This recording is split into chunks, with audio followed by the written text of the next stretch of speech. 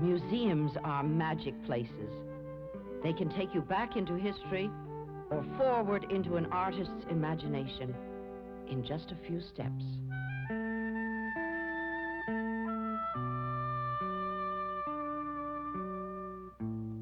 This is the National Gallery of Art in Washington, D.C.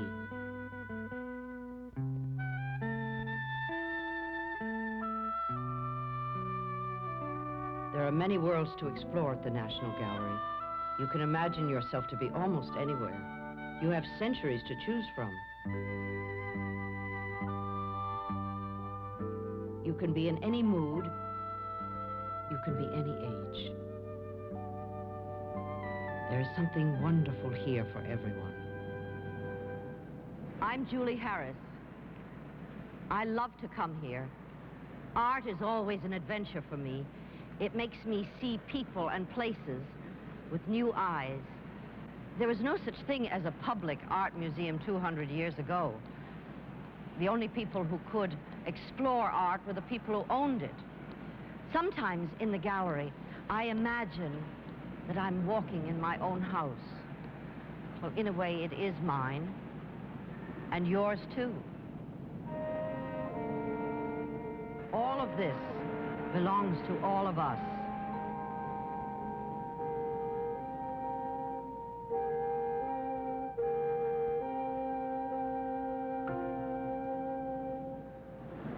I picked some special things in the gallery to show you today. Each one has something quite important to tell you. Art just doesn't happen, you see. It isn't created out of nowhere. Art reflects its own time, and it changes with time and taste, just as you and I do. Great artists bring their own ideas and feelings and experiences to art, too, and so do you. If you're like me, you like some things better than others. But before you make up your mind, there are a few things to look for in any work of art. They help you to understand what you see and enjoy it more. So come with me, and I'll show you what I mean.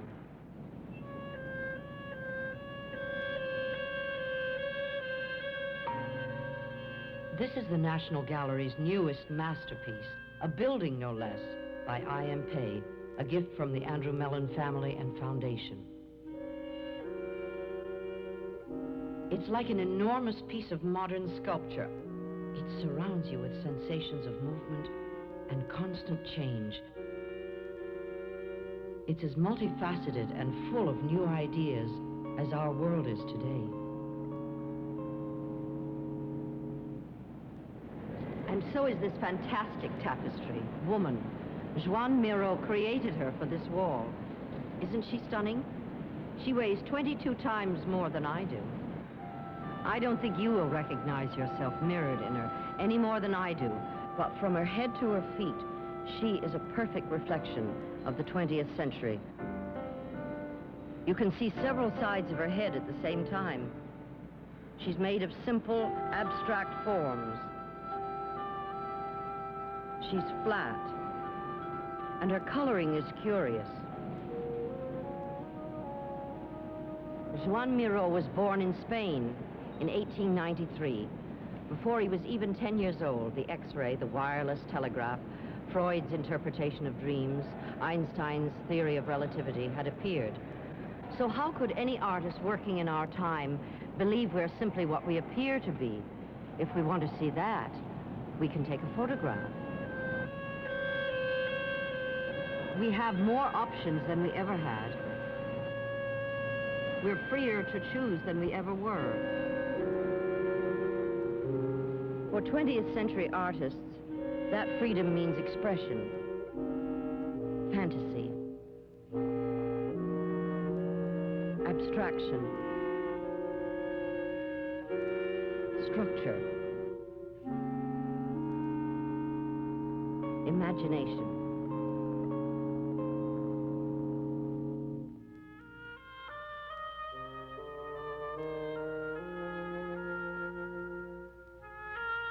Leonardo da Vinci is one of the greatest geniuses of all time. 500 years ago, he painted this portrait of Ginevra da Benci. She is so real, you can almost feel the softness of her skin. Simply beautiful. Ginevra's father was a wealthy and powerful Florentine merchant. In their day, everyone, especially Leonardo, was interested in things which were natural, human. Ginevra's portrait shows that.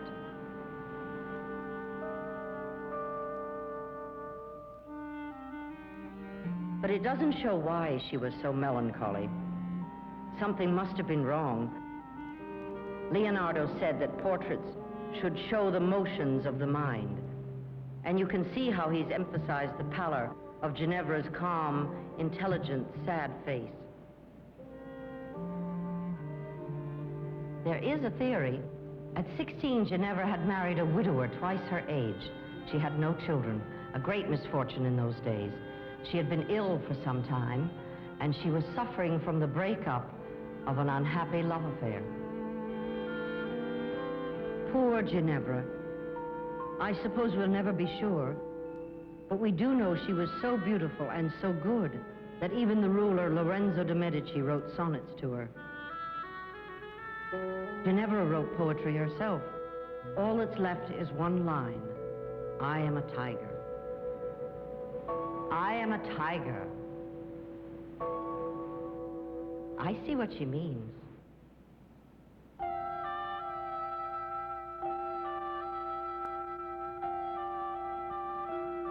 It's a long way from that classic beauty to this huge, fantastic dancing lady. How did it happen? Let's investigate. This painting is the Adoration of the Magi. There they all are, the three wise men of the Bible, kneeling before the Virgin and Child on a carpet of flowers as decorative as a medieval tapestry. A traditional nativity scene. This magnificent circular painting is a visual detective story. There are all sorts of clues here to show you what happens to art when the world moves from one kind of time to another. It is a colorful bridge between the world of the Middle Ages and the Renaissance world. Two monks painted this in the early 15th century. One was so gentle and devout, he was nicknamed Fra Angelico, angelic brother. The other, Fra Filippo Lippi, had a more worldly temperament. He finally was allowed to withdraw from his order and marry. The worldly and the spiritual. In a way, they epitomize the time. Some things seem strange to our 20th century eyes, don't they? Why is such a huge peacock perched on the roof of such an oddly shaped stable?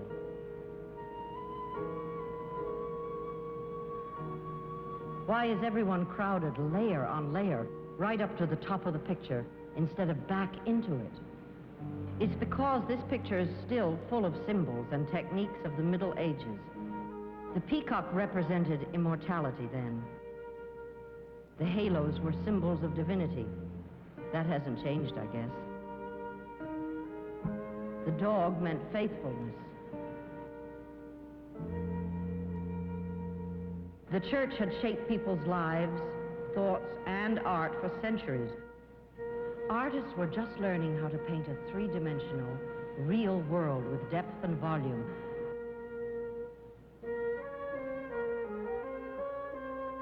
The world was beginning to look like a more interesting place than heaven. People learned from scholars and poets that man had been at the center of the stage in ancient times, so that's where he wanted to be again, when this wonderful painting was finished. And man is still taking all the curtain calls.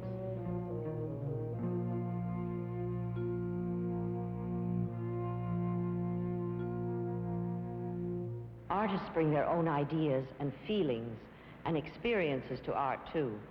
They see differently from you and me sometimes. Some see far ahead, and it takes us time to catch up. How up-to-date are your eyes? This picture outraged people when they first saw it in Paris in 1864. Edward Manet's Dead Toreador.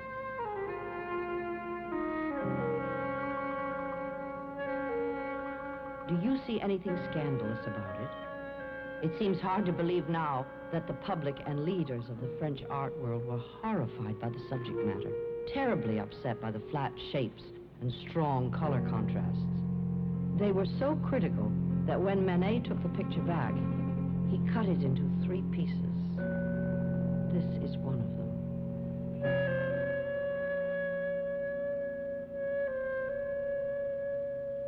People felt the same about Manet's Old Musician. They just weren't ready to accept Manet's realism. They didn't want to see shabby people like these.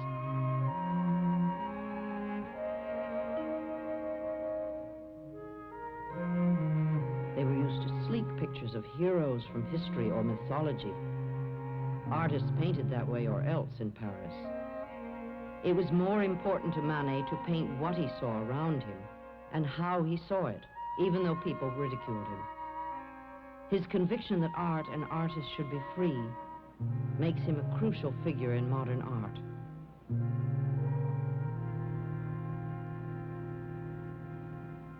You know, Manet said something interesting long ago. People living 100 years from now will be happy. Their vision will be so much more highly developed than ours. They will see so much more clearly. How good a prophet was he? Lavender Mist. Jackson Pollock painted it in New York in 1950. He was a legend by the time he died, just a few years later in an automobile accident. Some of you still may not be sure what to make of it. That's understandable. It is totally abstract. There is not one form in it we can recognize. There's no fixed point to help our eyes begin. Pollock was as controversial as Manet when he began to paint this way, but it didn't take nearly as long for people to realize how good he was. He opened up a new world of possibilities for painters. He used a revolutionary technique. For centuries, Western artists have propped their canvases up on easels or against walls. Not Pollock. He dripped, flung, or swirled paint onto a sheet of canvas laid on the floor. He would move around and around the canvas, paint can in one hand, leaning far over it, sometimes even stepping on it, applying the paint with both ends of the brush. His whole body painted. He must have been marvelous to watch. You can see what fabulous control Pollock had. There is no accident, he said. Look at the patterns of line and color. They're all carefully planned and balanced. The white lines are thin. The black lines are heavy. Pollock forces your eyes to keep moving. There's tremendous energy and variety here, and such delicate colors.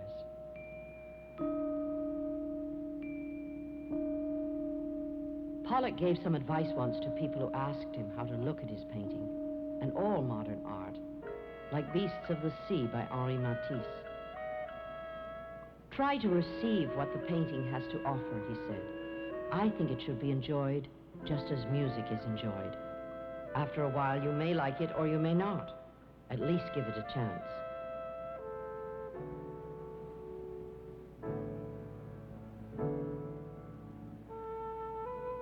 Joshua Johnston painted these little boys in 1807.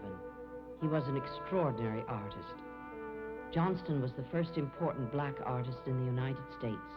He was born about 1770, and we think he had been a slave. Johnston's painting is naive in comparison with Pollock's and Manet's, but he's a wonderful painter too.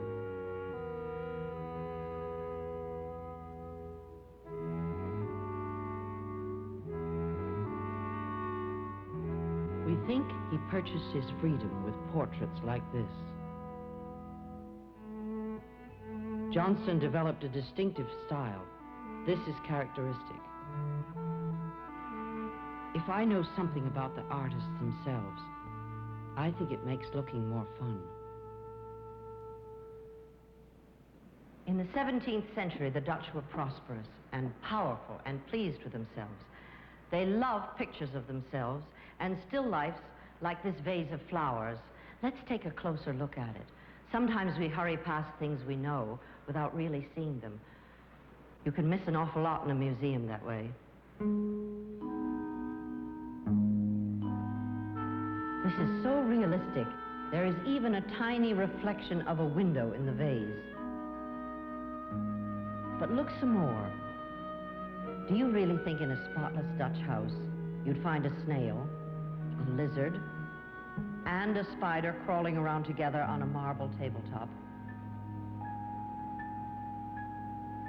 And why did the artist put in the same vase flowers which couldn't possibly have been in bloom at the same time? What was he getting at? This painting is full of symbols the Dutch found so interesting. To them, the caterpillar and the butterfly signified death and rebirth. The flowers meant that we would all fade and die eventually. Do you see now why I wanted you not to rush? I'm always surprised at what I find in any painting if I take the time.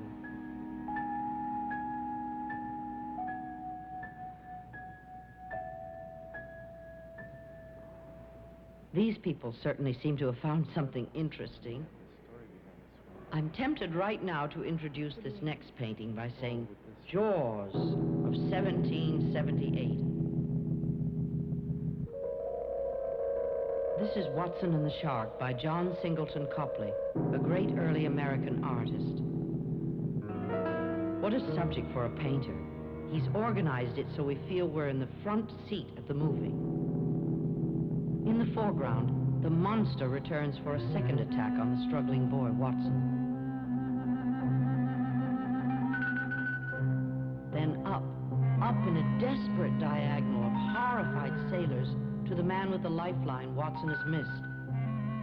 Then down sharply on the other side of the pyramid with the boat hook that may not kill the shark in time. Will Watson be devoured or saved? Copley broke the rules of his day by using a story about ordinary men. But everyone loved it. They knew there was a happy ending. Watson was rescued and lived to become Lord Mayor of London.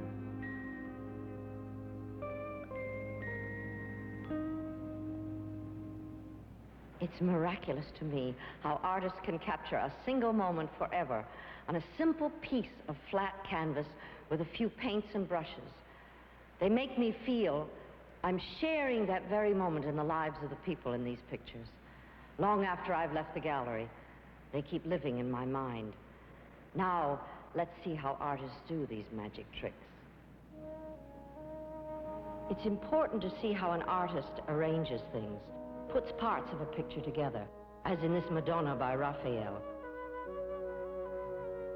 The composition of a work has a powerful and instant impact on you. So does the sense of movement you get from the particular kind of line an artist uses. Lines can contain a picture, or balance it, or move it. There's a wonderful sense of speed and space here in Winslow Homer's painting. Everything's on the same diagonal line, leaning to the left. The rudder, the masts, the sails. The curves of the sailors' bodies move to the left, too. You just know it's breezing up off Gloucester 100 years ago.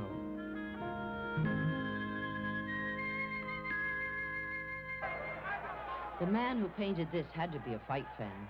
George Bellows, an American artist, went to this very bout himself in 1909 in New York.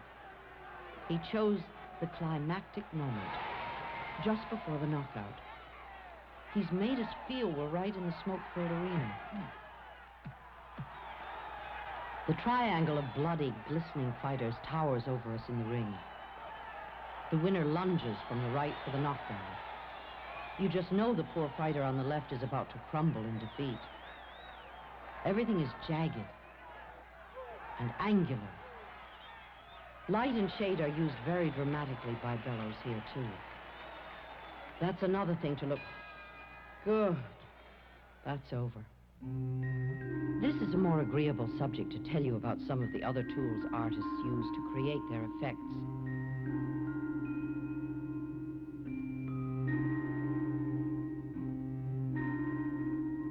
Portraits with individual character like Cranach's young princess appeared first in the early Renaissance. Before that, portraits symbolized people's status.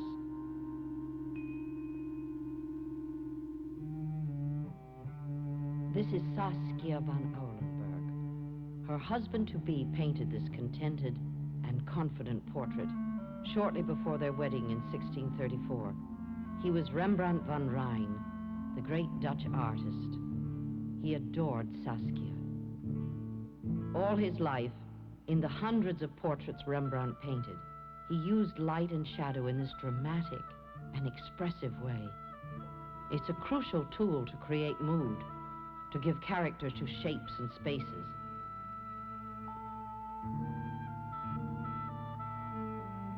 Poor Saskia. She died 7 years later. We have no idea who this young girl is, but it really doesn't matter. She's charming, and that was the whole point of portraits when Fragonard painted her in Paris in 1776. He wasn't interested in her character, but he was interested in light. That was as important to Fragonard as it was to Rembrandt. He used it like sunshine, Rembrandt like a spotlight. There's another thing here to notice, how he used the same line inside the picture to create a feeling of grace and rhythm. You can trace the delicately curving line of her chin everywhere. In her dress, her bodice, her finger, her pillow. The only straight lines I can find are the armrest and the wall behind her.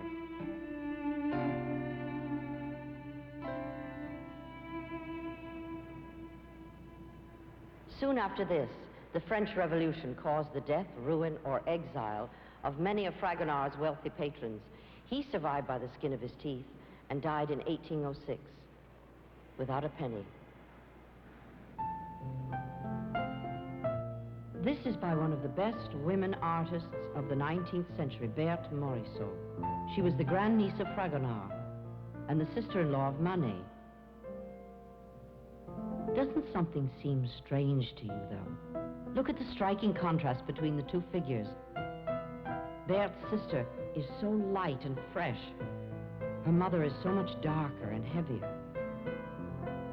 We know why. One day, Berthe asked Manet for his opinion. Not only did he give it, he picked up a brush and worked for 4 hours on the portrait of Berthe's mother. She was annoyed, but she could do nothing by then. A messenger was waiting to take the picture to an exhibition. It's useful for us, though. In one painting, you can see two artists' work and compare their use of light and color and shape. Morisot was an impressionist. She was fascinated by the play of light on objects. So was Auguste Renoir. He and Morisot were good friends. Impressionists had a special philosophy of life as well as a theory of light. The earth as a paradise of the gods. That's what I want to paint, was Renoir's view.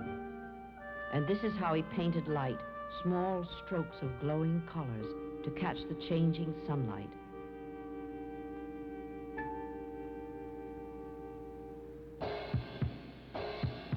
This picture makes me feel good right away. It's spontaneous and innocent. Colors always affect your response to a painting. These are direct and simple. They take your eyes right to the action. I also love the way the bareback riders seem to float in the air. And the horse, too. And look at the marvelous details. W.H. Brown was an American primitive artist of the late 19th century. He wanted to paint a real live circus, but he didn't quite know how. He taught himself. That's why his shapes are flat, two-dimensional. They look like paper cutouts. The figures are rigid and frozen, even when they're in motion. No matter. He's caught the excitement of the circus. Now this artist knew how to do everything. Pablo Picasso. He painted these wandering acrobats in 1905. You can test the effect of color again. What a somber mood. Here Picasso's colors are subdued and subtle.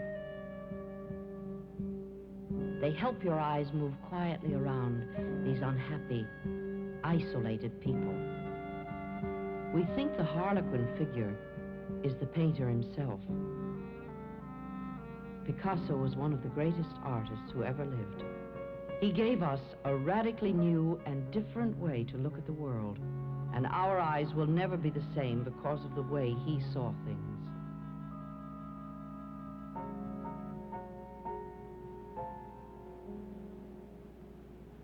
You know how much I love Emily Dickinson.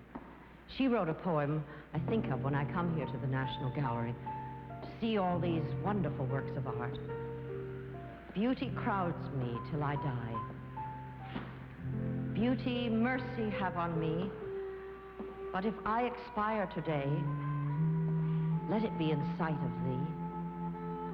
I hope you've enjoyed this adventure in art with me today. Perhaps I'll see you here again.